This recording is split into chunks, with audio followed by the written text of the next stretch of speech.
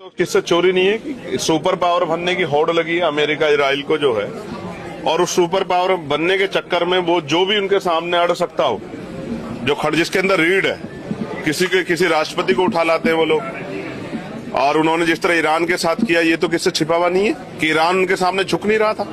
जिस तरह से उनके जो सीनियर नेता थे उनके घर पे बम गिरा के उन्होंने उनकी हत्या कर दी है। मैं एक बात बहुत इंपॉर्टेंट कहना चाहता हूं और मीडिया के बंधुओं के माध्यम से इसलिए कहना चाहता हूं कि दूर तक जाए।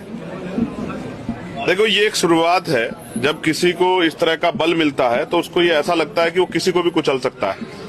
ट्रंप ने जिस तरह से हमारे प्राइम मिनिस्टर के बारे में भी बार बार कहा कि हम उनका कैरियर खत्म कर देंगे, टैरिफ लेकर ही रहेंगे, मैं ये बात कहना चाहता हूं, ये भारत है, हमारी सरकार से वैचारिक विरोध है, उनकी नीतियों का विरोध है।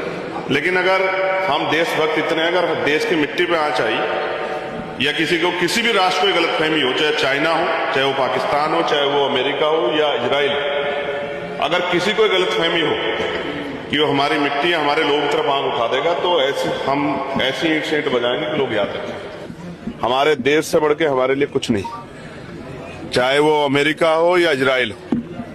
जिस तरह उन्होंने फिलिस्तीन को कुचला है, जिस तरह वो ईरान को कुचल रहे हैं, अगर उनको ये गलतफहमी हो कि वो भारत की तरफ भी आंख उठा लेंगे, तो भारत की मिट्टी में वो बल है कि जगह नहीं मिलेगी छिपने के लिए। हम अपने देश के लिए हर कुर्बानी देने के लिए तैयार हैं। वैचारिक विरोध, राजनीतिक विरोध अपना अलग जगह है, लेकिन हमारा देश कमजोर नहीं है। ये मेरी तरफ से चेतावनी अमेरिका इजराइल दोनों को कि वो हद में रहें। ये जो आंखें उन्होंने दिखाई हैं, क्यों दिखाई हैं, ये सबको सब जानते हैं।